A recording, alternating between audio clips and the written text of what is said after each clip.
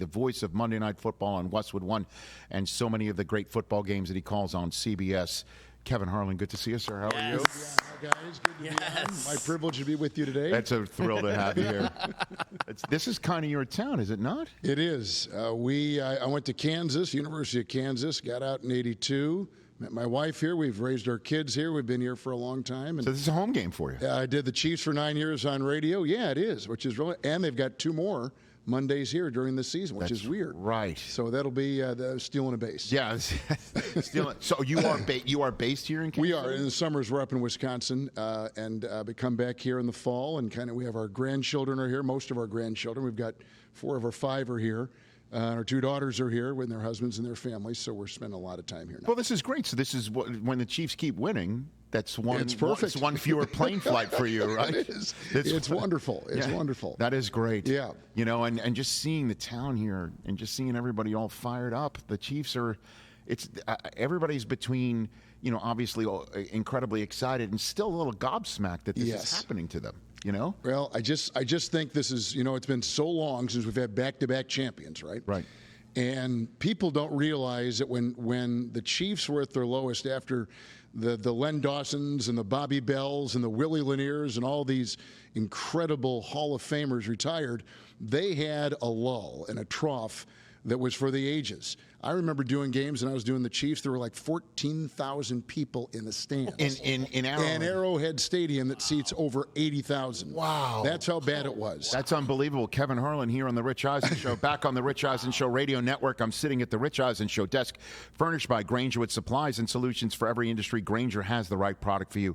Call clickgrainger.com or just stop by. For our radio audience, it is our first guest time of our second day here in Kansas City, and joining us here is Kevin Harlan calling tonight's game on Westwood One Radio. And if I'm not mistaken, this is year 40 for you as an NFL broadcaster in your career. 40 consecutive years doing it. In fact, we took the kids out last night and celebrated. If you would have told me when I was 18, 19 years old, I get 40 years in this league in a row, I'd said, I'm in. And I'm stunned that but it's in the blink of an eye, it's gone by. I mean, all the people I've dealt with and working with people like you and meeting your wonderful group here, that it's an honor every year to put on that headset and do one of these games. And your first assignment in the National Football League media was what? Preseason game with Len Dawson and Bill Grigsby on the Chiefs radio network in Cincinnati.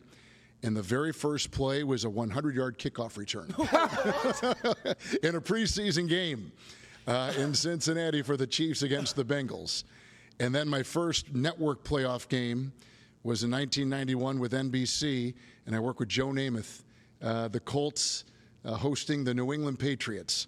And then my first Fox game was in Green Bay in 94 when they got the rights from CBS. I worked with Jerry Glanville, and it was the Packers against the Minnesota Vikings. So I've got these little marks along the way, but everyone remains very, very clear in my mind, and I'm so appreciative of the time I've had in this league. Tell me the first airport post-game, get-together with Jerry Glanville. You got one? I mean, that had to be something, right? He races cars and trucks, and he did. He may not be now. Well, Elvis rides the trucks. Elvis, yes. So. But I'll tell you an interesting story about Jerry Glanville. Please. We began with the Packers, as I mentioned before, at Lambeau Field in 1994 against the Minnesota Vikings. And Sterling Sharp was holding out. And the Vikings and all teams that visit Green Bay stay in Appleton, which is 20 miles south of Green Bay. Mm-hmm. So we had to drive on that Friday down to Appleton and meet with the Vikings. We drove back to Green Bay, and Glanville is already complaining, why are we driving to talk to these guys? I know what's going on. And then the worst was having to stake out the hotel on Saturday night before the first game of the season to see if Sterling Sharp was going to show up in the contract holdout with the Packers. And Glanville, the words he used, the colorful style he portrayed that night will live in my. And we didn't finish our production meeting until 4 a.m. Wow. because we were waiting outside the Radisson Hotel at the Green Bay Airport for Sterling Sharp to show up and join the Packers. I can't even recall if he did or not, but I do remember Glanville's reaction to it all. But didn't you have an inside source as to whether that was going to happen or not? And something did not click. The inside source fell flat for me when I needed it most. Are you serious? You called did you call your dad and say what's up with, because your dad was the Packers president for how long? He was the Packer president from '89 and then through the 2007 season. So he hired 2 Hall of Fame, Pro Bowl, and Super Bowl head coaches, 2 Hall of Fame and Super Bowl winning general managers. Right. He was there when they had to trigger the trade for Favre. He was there when they decided to trade up and draft Rodgers. So he was there, and then they rebuilt Lambeau Field. So he really did some remarkable things. But you would think when his son was doing the game in his big network debut that he could have shared just a little bit of insight in what they were doing with Sterling Sharp. Dad? Nada. Crickets. Nothing. I got nothing. So business is business. Business is business. That's kind of what he said. He goes, I couldn't say anything. It was at a very delicate part of the negotiation. Kevin Harlan here on the Rich Eisen Show, and you were just regaling us before the radio audience returned about the dark years here in Kansas City, and how, again, we run into Chiefs fans as much as we do here in Kansas City, and then we had 2 celebrity fans here in Rob Riggle and Stone Street. And oh my gosh, how fun just was that? yesterday, it was a total fun. Great, I bet. Well, I guess I am dropping names, but the bottom line, after I picked them up from the floor, to basically say how shocked everybody still is that the generational brilliance that every franchise hopes for when they choose a quarterback in the first round of the draft, or if it's in the case of my friend Chris over here, you get one in the 6th round of the draft, 199th overall, and your lives change, that they can't believe that's happened to the Chiefs with Mahomes and Reed and everybody else. It was amazing, the stroke of luck. And they had Alex Smith, as a quarterback here, as you know. And so Mahomes wasn't thrust into starting as a day 1 rookie. He could sit and watch and learn how to be a pro. And he says even to this day that was huge for his development. And he started one game, the final game of the season, and played in Denver and won. But Lamar Hunt, who founded the AFL and founded this franchise in Dallas, moved it to Kansas City in '63, had run business kind of the same way with Hank Stram, Marv Levy, and all these coaches. But during that lull, they I don't know whether they built the stadium in '72, which is still one of the great stadiums in the NFL. Arrowhead continued with Lambeau, and I mean, it is iconic to step in Arrowhead Stadium. But it was empty. And they made the decision to change their front office the way they did business in 1989. They hired Carl Peterson, who was at the USFL Philadelphia Stars. Mm-hmm. He had been with Dick Vermeil in Philadelphia with the Eagles. They brought in Marty Schottenheimer. And really, when you want to know how far back all this success in Kansas City goes, and you use a great term, this generational success, it goes back to '89 when they brought those 2 in. And since that time, through Dick Vermeil and Herm Edwards, and now certainly the great Hall of Fame quarterback, head coach to be, Andy Reid, this is a franchise that has had pretty much sustained success since the late '80s, which is unheard of in this league. Yeah, and obviously going for a three-peat, and that starts tonight. Yes. An exciting game tonight. Break it down for me, Kevin Harlan. What are you seeing when you're looking at your boards and you see, in purple, Derrick Henry's name? I mean, it's a big amazing, change, right? So, what do you think tonight's game will be about? Lamar Jackson has lost 30 pounds over the last 2 years, so he's lighter. He didn't like the way he looked on tape. He said, "I can't get away from guys the way I once did." They've added this sledgehammer of a running back in Derrick Henry, who is well over 1,000 yards last year. He's the very height of his powers, and I think at the top of his game, even though he's 30. And the question with Baltimore is going to be their interior line, not to get too much in the weeds. Yep. Outside rushers have always been the success of their defense. Can they keep those 2 guys healthy, Ojabo and Owe? And then for Kansas City, it's like living with the expectations, but kind of uncharted territory. We've never had a Kansas City team go through this. They've won 2 in a row. The league hasn't seen 2 consecutive wins since Brady and Belichick. So for the whole league in a very changed landscape, how does this team try to move forward? They changed their receiving core. They've tried to sign some guys that they thought were important, like the All-Pro Chris Jones on the defensive line. And I think Andy Reid and Mahomes have gotten in that laboratory and continued to just push themselves to creativity. And I think that's what we're going to see. I think we're going to see a younger receiving core. I think they're more inspired this year than they were last year trying to repeat.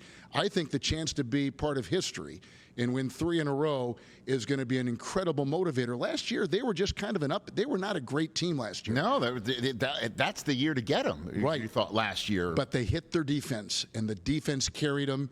Their offense showed up when they needed to, and they won again. So in a season that was not sparkling, they still won it. I think they rest on that confidence with the desire to really grab history by the throat here and really make their mark. So this year, I think they're going to be razor sharp and play much better in the regular season than they did last year. Kevin Harlan here on the Rich Eisen Show, getting set to call Thursday night's tonight's NFL opener here in Kansas City. You. I'll be doing the studio, you and Kurt Warner in the booth, the three of us getting together. Yep. And as a matter of fact, when I realized I was going to be here and I get to do the studio from here in Kansas City, I reached out to Westwood. I'm like, hey, I'm going to be in town. Let's do it. Sure enough, I just didn't know how I was going to get to the stadium.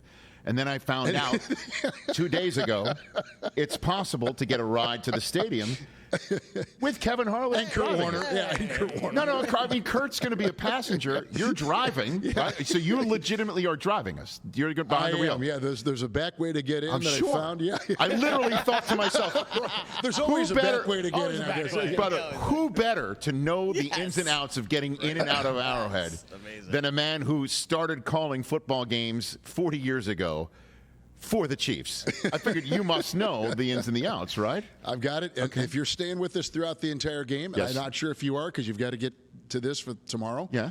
I do have a place afterwards. For chicken wings and BLTs that is off the chart, and we can invite anybody we want. Done. Wow. Hello. The answer to that is yes. Yes. So here's what, but I don't want to say where it is because we may have a flood of people that would want, to see Rich. And the people that make this show happen. Well, again, and I just can't wait to because the guys, I will, not that you're under scrutiny, Kevin, and you're used to it. They're going to ask me about your driving style, hands on 10 and 2, like I make sure. Oh, it's not 10 and 2 anymore, but it's 9 and 3. 9 and 3? Yeah, 10 and 2's that was when you and I were learning to drive. Okay, it's now 9 and 3. It's now not, and that's now 9 and 3. California, man, it's 1 on midnight. Now we're gonna have the DOT call in here. Go, that guy is wrong. It's not 9 and 3. It is still 10 and 2. This is the way to kick off the season. Riding shotgun. Can I call shotgun here on the Rich Eisen Show? God! Kurt's in the back. Put Kurt in the back. I'd be honored. Yes. I called shotgun. It's not how many rings he's got. I'll be Robin and you be Batman. No. I am sitting shotgun with Kevin Harlan. I just called it. I don't care if Kurt's got a bust and a ring or anything like that. Yeah. When Kevin asked were you going to ride with him, I just figured you had a car service set up and you were going to hop. No, in the he's driving. Is it a minivan? Okay. Is it a minivan? What do we got? Well, my car is not quite big enough for the people that will be carrying. So we had to get the minivan from the Kansas City airport. Hey, how'd you like our new airport? Very nice. You were at the old one, right? Yes, sir. They're so proud of this airport. We had the draft here last year. Amazing. And people don't. I don't know. Can people see the construction? There's a lot going on. We can feel it, by the way. We're shaking every now and then. And my Californian mate's like, uh-oh. For you to keep I watched your dissertation on the league and breaking down the teams. Yes, sir. For you to keep your focus with all this. I mean, the place is literally rumbling here, Listen, man, and that is amazing. I'm just trying to keep up with you, Man, no, my gosh, you kidding me? Your favorite call that has nothing to do with football? A streaker, a squirrel? What is it? Cat. So many. The cat. Which one? Which is your favorite? Kevin? Well, since we're on Westwood One, yes. In addition to Roku, I would say that the Monday night game between the Rams and the 49ers in Santa Clara, a horrible game. It was not only unwatchable, it was almost unbroadcastable. Okay. And this guy ran out on the field, and that kind of began the succession of that happening. Mm-hmm. It sparked, right? It wasn't just one of them. No, it was very organic. Right. In fact, we drove back to the San Francisco airport, and I thought I was finished. I thought I was thought it was done. Because you talked about the clothes that the individual was wearing. Yeah, clothes and what he was doing, and he was tackled by the gendarmes out there who were very, very lax in their security, and they let him run around for like a minute. He was unencumbered. He just was out there and taking off things, and luckily they got him before he took off, the whole shebang, so the whole shaboozy. So anyway, but he's probably still in the clink and has not seen the light of day since, and we have continued on with this Monday night circus that we're on. Dude, I'm telling you, but I'm sure found out within a half an hour that everything was not only fine, but everybody was praising you, singing your praises. I'm not a social media person. I leave that to my 3 daughters, and they will tell me if something that is down there that I need to see. Yes. But the guys did tell me on the minivan ride back to the San Francisco airport. Yes. That it was being received, and I was more worried about the NFL because they don't want us talking about this. Is radio, yeah, right? So it's right. So you don't see the face, you don't see what the guy's really doing. You can just kind of have fun with it. And the game was it was third quarter. It was hard to call. Now, sometimes you do realize that in your endeavor that sometimes you need to bring your energy to the equation because it is still an entertainment product. You're calling the action. Yes. You're there for nuts and bolts and telling people down and distance and what have you. Yes. But you still sometimes have to realize I can push the gas here a little bit, have a little bit of fun. I had a similar situation in a draft one year when Brian Anger got drafted as a punter, and you're sitting there in third round Radio City Music Hall, and it's late in the day, and you're kind of barely seeing people staying awake in the draft stands, and they drafted a punter, right? And I just told Mayock, I'm taking over this segment, and started and screaming and how punters are people too, and whatever. And I was wondering how is that going to actually be received because with Mayock at the end of the set, I don't know how well it was received on Planet Mike right there. But sometimes you got to push the pedal to the metal. I'm glad you brought up the draft. We're not here to praise each other, but I'm going to tell you, I respect your football knowledge so much. Thank you. I was sitting over here on the couch and watching you go through those teams. In addition to all the things over the years I've watched. When they give that next Roselle Award, I hope your name is on it. And I mean that sincerely. I mean it. I'm going to start the push. I was thinking about this the other day when I got a call from your people to come on. I said, this is your voice has been so synonymous with the NFL and the NFL Network, and now Westwood One in hosting our Monday night broadcasts. There is not a more identifiable voice and face. I'm serious. I am, Rich. I have such profound respect for you and what you do and how you do it, and I'm so honored to be on those Monday night games, and I'm very honored to be with you here today. I appreciate that, and I mean it. I mean it. You're going to get me all choked up. I mean it. I might get so choked up I'll give Kurt shotgun if I have to. You know what Kurt does on the way to these games? No, please. He gets the iPad out, or he gets the laptop, and he's going over every snap of every game from the previous Sunday. Well, you've seen it. Well, it's because for his QB Confidential on his YouTube channel is the just level great of preparation stuff. Rich he does. I know. He is off. I've never seen it. Rich Gannon, who was my partner at CBS for 7 years, prepared the same way. And I guess it's these quarterbacks who maybe come from not the big glitter and glam of being a number 1 overall or a first-round pick, and they've got to work their way, and because of that, they've become what they've become. Gannon went on to the Super Bowl, won an MVP. We know about Kurt's story, certainly, and I think they just have to work harder, and it shows with the kind of preparation both those Rich Gannon and Kurt Warner have prepared more than any 2 analysts I've ever worked with. Well, I'm honored to be Kurt's TV partner. Yes. I mean, he's your radio partner. Yes. The London games and the Munich game, I'm on the TV booth. You guys are so games. Good together. Thank you I know for saying games, that. but in studio. So I see what you're talking about too. Right. And I know in the broadcast meetings, Kurt comes with his book. Yep. And he's got his questions all written down, and he speaks first. Yes. Because when you see quarterbacks talking to one another in production meetings and broadcast production meetings, isn't it fun? It's like they're talking their own language. It is. And I need a little bit of a hooked on phonics sort of interpretation of what the two of them are talking about, whichever quarterback they're sitting with. But you see the respect for them. And last year, I got to see it was Bill Belichick's last win as a head coach in the NFL until he finds another gig, if that's what he wants. He and Kurt talking before that Broncos-Patriots game. I just sat back and I just let it go. It's history. It's like a peek behind the curtain, right? Yes, sir. By the way, I just at my CBS game this Sunday's in Miami. So you're doing Miami, Jacksonville? Jacksonville, Miami, and we just finished our meeting with Mike McDaniel. I just told him, I said, I have to run. I've got to be on with you. He says, you tell him I'm a big fan. Here's another guy. I can start rattling him off right here. Right. Honest to God, he said, tell him I'm a big fan. And I said, I'll do that. Talking to a quarter, he's got that same kind of complexity, and his mind is just wired a different way, exactly what you're talking about. Yes, and seeing him and what Tua just said about how, McDaniel basically throwing an arm around him and how much of a difference that makes. Just seeing the two of them talk about each other, as we heard when we were in Frankfurt last year, was amazing. Before I let you go, I do want to. And again, it's not because of what you just said to me. Your travel schedule, I want to hit here, because I know a lot of broadcasters don't like to talk about it because what we do for a living is a dream, but it is still getting around is not simple. So you call the Monday night games after a Sunday game for CBS. Yes. Right. So you're calling a CBS Sunday game. You get there on a Saturday for the Sunday game, and then then you're off to Monday Night Football. We'll fly to Monday. San Francisco on Sunday night, and I'll listen back to the game that I did tonight. Yes. I'll listen to this Thursday game, grade that. Watch my tape as much as you can, because the first week there's not much to see.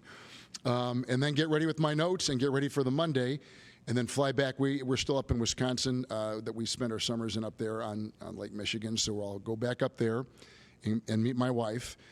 When the NBA season starts. Yeah, that's that too. That's a Tuesday usually, right? That's Tuesday, yes, during the football season. So just for this week, for example, you're going to be in Jacksonville on Sunday. You're going to in Miami on Sunday. Miami. So it is in Miami. That's right. So you're going to be in Miami. So there's at least a direct from Miami to San Francisco, I imagine. Yes. For Monday Night Football. There is. Okay. And then and then if the NBA hits. And then at the NBA, then I wake up Tuesday morning at about 4 and catch a 6 a.m. flight and go right into our meetings at that NBA spot, and then leave Wednesday to go back home. So you go from Trent Green is your Trent Green on Sundays, Kurt Warner on Mondays, and then Reggie Miller on Tuesdays, yes, or Stan Van Gundy.